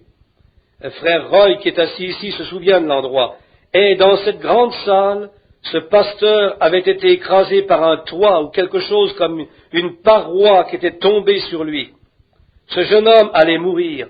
Son foie avait éclaté. Sa rate était sortie de sa place. Des tonnes de matériel étaient tombées sur lui. Au déjeuner, je me suis assis pour parler avec ma femme et j'ai dit, chérie, sais-tu ce que Jésus ferait s'il était là? Lorsque cet homme me soutenait, je crois cette parole, c'était Christ qu'il soutenait. Je dis, c'est un coup du diable. Si Jésus était là, il irait poser ses mains saintes sur lui et ce garçon irait bien. Peu importe que son foie ait éclaté, il irait bien, car Jésus viendrait ici, sachant exactement qui il est. Jésus connaissait son appel. Les Écritures avaient raison. Au travers de lui, elles trouvaient qu'il savait qui il était, et il n'y avait pas l'ombre d'un doute à ce sujet. Il poserait ses mains sur lui et dirait, « Mon fils, sois guéri, et sors de là. » Et je dis, il n'y aurait alors pas assez de démons dans l'enfer pour tuer ce garçon. Il irait bien. Mais je dis, vois-tu, chérie, il était Jésus, les mains saintes de Dieu. Moi, je suis un pécheur. Je suis né par le moyen du sexe. Mon père et ma mère étaient tous les deux des pécheurs. Et je ne suis qu'un bon à rien. Mais sais-tu quoi? Si le Seigneur me donnait une vision et m'envoyait là-bas, ce serait différent. Alors j'irais, je poserais mes mains sur lui. S'il me donnait une vision, ce garçon sortirait de ce lit. Puis je me mis à penser, après tout, si c'était une vision, que serait-ce? Ce seraient les mêmes mains malpropres qui se poseraient sur lui, le même homme qui prierait pour lui et poserait ses mêmes mains malpropres sur lui. Puis je pensais encore, je suis son représentant, alors ce n'est pas moi que Dieu voit. Le sang de ce juste repose là, sur l'autel. Il intercède pour moi. Il est celui qui me suffit. Il est ma prière. Il est ma vie. Je dis, la seule chose qui me ferait poser les mains sur lui avec foi est le fait que j'aurais foi en la vision. Mais sans la vision, la même foi ferait les mêmes choses. Je ne peux donc compter sur rien si ce n'est sur lui qui est mon tout en tout. Il est ma vie. Il est celui qui m'envoie. Aucune dénomination ne m'a envoyé. Il m'a envoyé. Alléluia. Je marche en son nom. Je poserai donc mes mains sur lui. Je suis descendu là-bas. J'ai posé les mains sur ce garçon et le soir même, il se trouvait à la réunion et il allait très bien. Amen. Oh oui, il est cette source. Je ne connais pas d'autre source. Je ne connais rien d'autre que le sang de Jésus. Je suis un sale type, je suis un renégat, chacun de nous en est un, mais devant Dieu nous sommes parfaits. Soyez donc parfaits comme votre Père céleste est parfait. Comment pouvez-vous l'être? Car il est quelqu'un de parfait qui nous représente ici. Cette source est là chaque jour, elle est fraîche. Ce n'est pas quelque chose de stagnant, mais elle est cette source qui me lave de tous mes péchés. Il est cette source. Maintenant, pour terminer, je pourrais dire ceci. Tout ce qui est différent de cela est une citerne crevassée et finira par laisser fuir ce que vous y mettrez. Si vous mettez dans une de ces citernes d'eau stagnante tous vos espoirs, tout votre temps et tout ce que vous avez, Jésus a dit qu'elles étaient des citernes crevassées. Dieu dit qu'elles sont crevassées. Elles laissent fuir tout ce que vous y mettez. Avec elles, vous ne pouvez aller plus loin, car elles se videront. Car il est le seul chemin menant à la vérité, à la vie, à la joie éternelle et à la paix éternelle. Il est l'unique et seul chemin menant à cela. Oh mon Dieu, la source inépuisable de vie, c'est Jésus-Christ. Pourquoi? Et qui est-il? Il est la parole, la même parole, la vie, la source. Il est le même hier, aujourd'hui et pour toujours. Le vrai croyant trouve sa joie suprême, sa vie suprême et sa satisfaction suprême en Christ. Non en se joignant à ces choses, en pompant, en tirant, en écopant, mais simplement en croyant et en se reposant sur lui. Voilà ce qu'il est pour le croyant. Tel notre père Abraham, il n'a jamais rien tiré, il ne s'est jamais tracassé, il ne s'est jamais fatigué. Il avait la parole. Il se reposait sur le sein de El Shaddai. Alors qu'Abraham avait 100 d'années, Dieu lui apparut et dit, « Je suis le Tout-Puissant ». Le mot hébreu est El Shaddai, qui signifie « sur lequel se reposer ». Tu es vieux, ta force est partie, mais repose-toi simplement sur mon sein et nourris tes forces à cette source. Amen. Pourquoi dut-il se nourrir? Pour avoir un nouveau corps. Il eut ce bébé avec Sarah, et 50 ans plus tard, il devait avoir 6 enfants d'une autre femme. Oh, El Shaddai! L'Ancien Testament montre ce qu'il fit. Le Nouveau Testament dit ce qu'il fera encore. Amen. Dans l'Ancien Testament, à présent, il n'y a plus beaucoup d'air. Je vais donc me dépêcher et terminer juste dans 1 minute. J'aimerais encore dire ceci avant de terminer. J'ai vécu une fois un bon exemple de cette chose.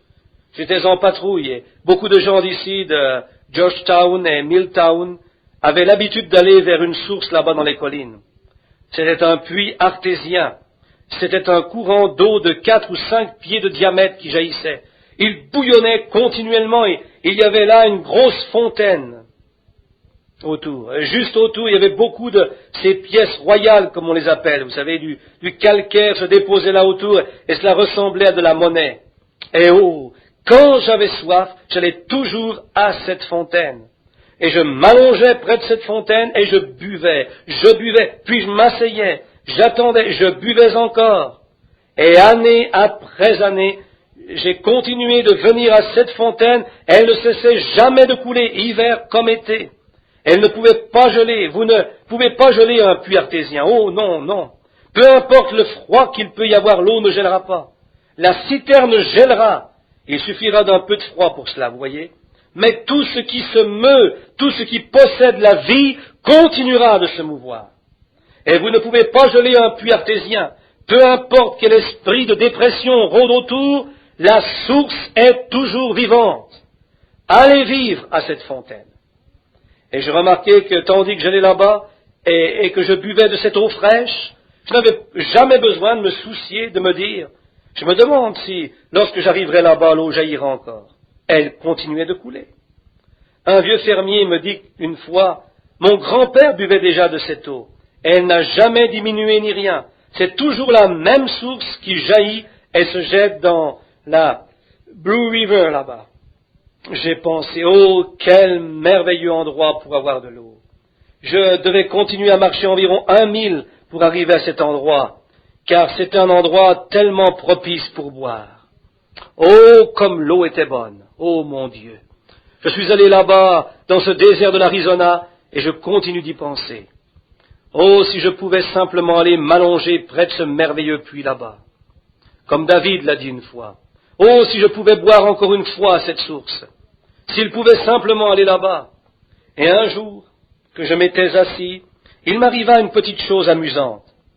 Je me suis adressé à la source et je lui ai dit, « Qu'est-ce qui te rend tellement heureuse tout le temps? J'aimerais être toujours heureux ainsi, parce que depuis que je suis venu ici, je ne t'ai jamais vu une seule fois triste. Il n'y a rien de triste en toi. » Je dis, « Tu es toujours rempli de joie. Tu sautes, tu bouillonnes, tu poursuis ton chemin, été comme hiver, qu'il fasse froid ou chaud, n'importe quand. Tu es toujours rempli de joie. Qu'est-ce donc qui te rend comme cela? Est-ce parce que je bois de ton eau? Non. Je dis, eh bien, peut-être parce que les lapins boivent de ton eau et que tu aimes tellement cela? Non. Je dis, eh bien, qu'est-ce qui te fait toujours bouillonner ainsi? Qu'est-ce qui te rend toujours si heureuse? Qu'est-ce qui te remplit toujours de joie? Est-ce parce que les oiseaux boivent de ton eau? Non. Est-ce parce que je bois de ton eau? Non. Je dis, eh bien, qu'est-ce qui te remplit tellement de joie? Si cette source avait pu me répondre, elle aurait dit ceci. Frère Branham, ce n'est pas parce que tu bois de mon eau, bien que j'apprécie cela, ni parce que j'abreuve les oiseaux, j'abreuve tous ceux qui veulent boire. La seule chose que vous ayez à faire est de venir ici et de boire. Mais ce qui me rend heureuse, ce n'est pas que je bouillonne, c'est que quelque chose se trouve en moi. C'est quelque chose qui bouillonne en moi. Et c'est ainsi qu'il en est avec une vie remplie du Saint-Esprit. Comme Jésus l'a dit, il vous donnera des fleuves d'eau jaillissant en vie éternelle. Un puits artésien débordant, jaillissant constamment. Tandis que le reste de l'Église subit des hauts et des bas, vous demeurez à cette source. Pourquoi prendriez-vous un vieux système dénominationnel et une citerne remplie de parasites et de toutes ces choses? Pourquoi iriez-vous boire cette saleté stagnante alors que vous êtes invité à la source, au puits artésien? Voyez comment cette source-là pousse l'eau, jongle, gargouille, rit, s'amuse, gambade, qu'il fasse froid ou chaud, qu'il pleuve ou qu'il fasse sec, alors que le reste du pays était dans la sécheresse, elle continuait à bouillonner comme elle l'avait toujours fait. C'est parce qu'elle était profondément enracinée dans les rochers d'où elle jaillissait. Oh, que je vive par celui qui fait jaillir. Emportez tous les systèmes humains que vous voulez, toutes vos vieilles citernes d'eau stagnante, mais laissez-moi venir à cette source. Laissez-moi venir où est la plénitude. Il est ma joie, il est ma vie, il est ma force, il est mon eau, il est ma vie, il est mon guérisseur, il est mon sauveur, il est mon roi. Tout ce dont j'ai besoin, je le trouve en lui. Pourquoi voudrais-je aller vers autre chose? Frères, sœurs, ne voulez-vous pas venir ce soir à cette fontaine? Si vous n'y êtes jamais allés, ne voulez-vous pas la recevoir ce soir, tandis que nous inclinons notre tête? Voyez cette citerne crevassée qui fuit et s'assèche. Voyez comme le monde s'y dessèche dans la saleté venant du toit de la grange et des jours anciens. Pourquoi ne voulez-vous pas aller vers cette source dans laquelle la saleté ne peut pas rester, vers cette grande fontaine remplie du sang tiré des veines d'Emmanuel? Pourquoi ne recevez-vous pas cela ce soir? Puisse Dieu nous aider ce soir, tandis que nous nous trouvons dans ce pays aride et assoiffé. Comme l'a dit le prophète, il est le rocher dans ce désert fatigant. Il est cette source. Ce soir, dans votre cœur, ne voulez-vous pas venir à lui, tandis que nous prions? Notre Père céleste, il n'y a pas d'autre fontaine. Comme le joue la musique, je ne connais pas d'autre fontaine que le sang de Jésus. C'est là que je suis né, c'est là que j'ai été élevé. Je suis venu vivre, mourir et ressusciter là en sa présence, Seigneur. Que je sois toujours en ta présence, car je ne connais rien d'autre, ni credo si ce n'est Christ, ni amour si ce n'est Christ, ni livre si ce n'est la Bible. Je n'ai aucune joie en dehors de lui, je ne connais rien d'autre. Si vous me l'ôtez, ô mon Dieu, peu importe tout ce que je peux posséder du monde, cela restera mort. Je serai alors errant, les mains sur la tête. Si vous m'ôtez Christ, c'en est fait de moi, Seigneur. Mais s'il est en moi, alors le mois de décembre me sera aussi agréable que celui de mai. Il n'y aura alors plus d'endroits désertiques et chauds. La mort elle-même n'aura plus de victoire. Puissions-nous le posséder, Père. Donne-le en abondance à chaque croyant ici ce soir. tandis qu'ils attendent dans cette pièce. Beaucoup parmi eux auront un long chemin à faire pour rentrer ce soir chez eux. Puisse leur pensée être celle-ci: je vis à cette source. C'est là que je vis et que je suis fraîchement désaltéré heure après heure. Et s'ils ne l'ont pas encore reçu, puissent-ils le recevoir, lui, maintenant, afin de pouvoir emporter cette source avec eux. J'irai avec vous, je serai avec vous jusqu'à la fin du monde.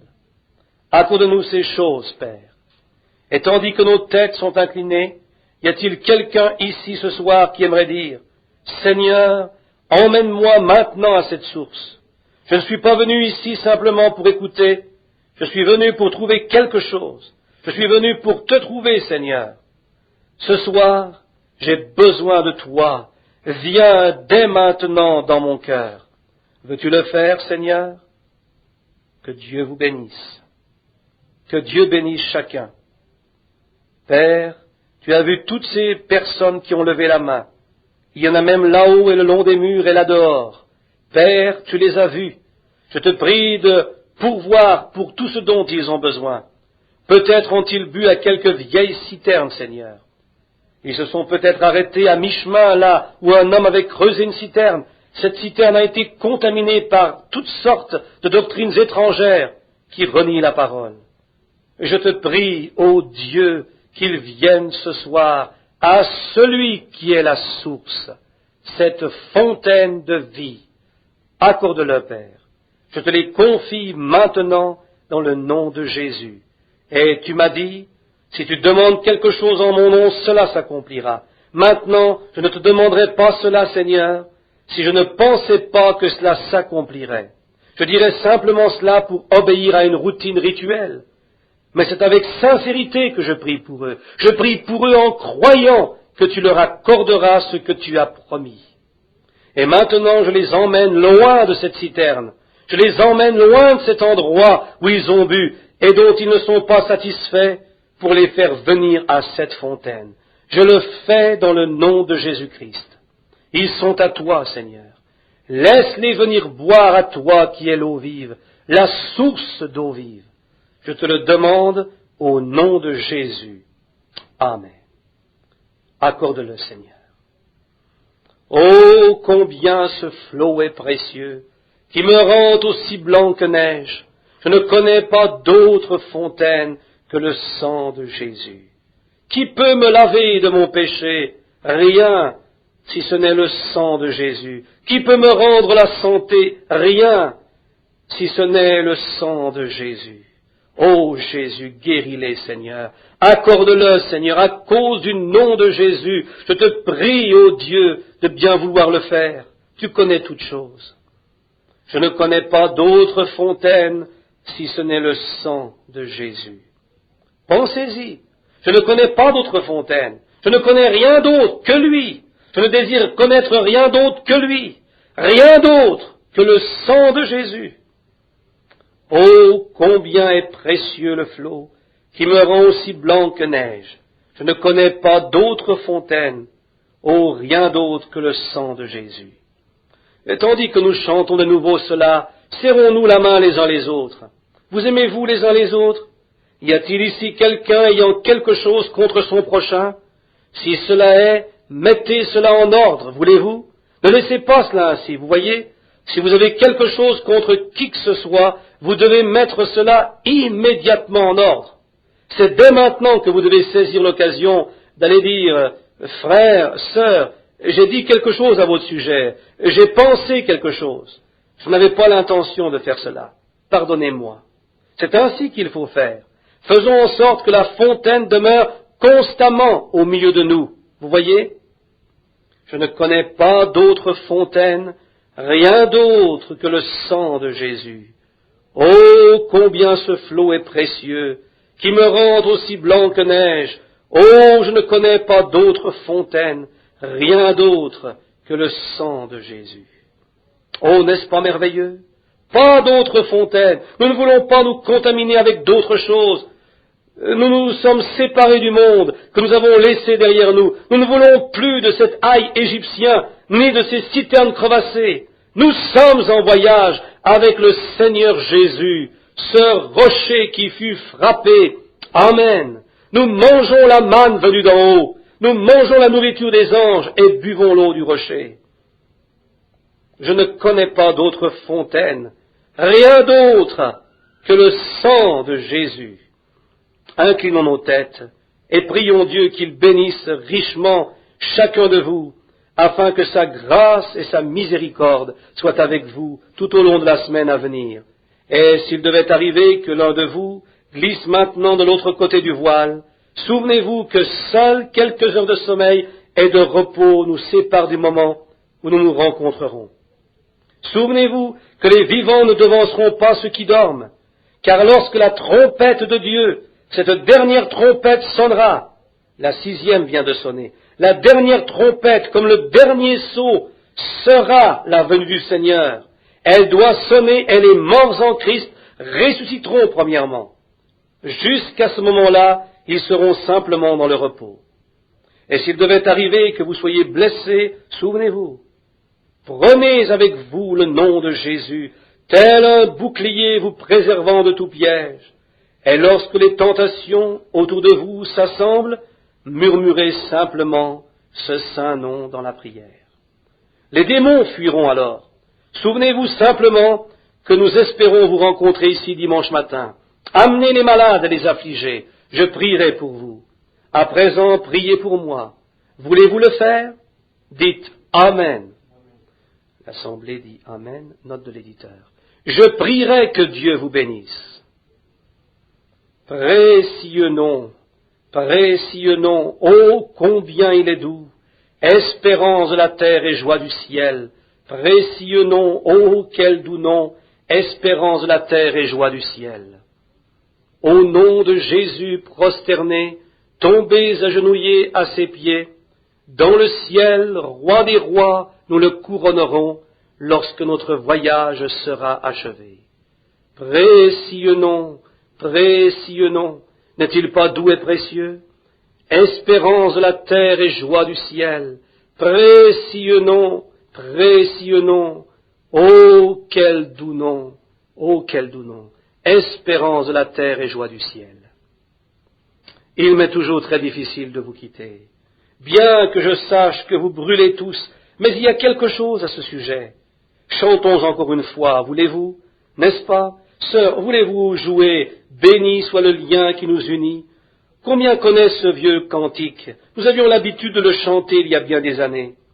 Et ce soir, je pensais qu'il ne reste plus que quelques mains sur les centaines qui se joignaient là autour du tabernacle, tandis que nous chantions ce chant. Béni soit le lien qui nous unit. J'en ai enseveli beaucoup là-bas au cimetière. Ils attendent. Je les reverrai. Je les ai vus un jour dans une vision, tandis que je regardais au-delà du voile. Ils sont là-bas. Inclinons nos têtes tandis que nous chantons. Béni soit le lien qui unit nos cœurs dans l'amour chrétien. La communion de nos pensées de même nature est pareille à celle d'en haut. Lorsque, maintenant, tendez la main à quelqu'un et tenez la sienne, nous devons nous séparer, nous ressentons une peine intérieure, mais nous serons toujours unis de cœur et nous espérons nous rencontrer à nouveau. Alors que nos têtes sont inclinées, je remets maintenant le service entre les mains du pasteur et il nous congédiera dans la prière.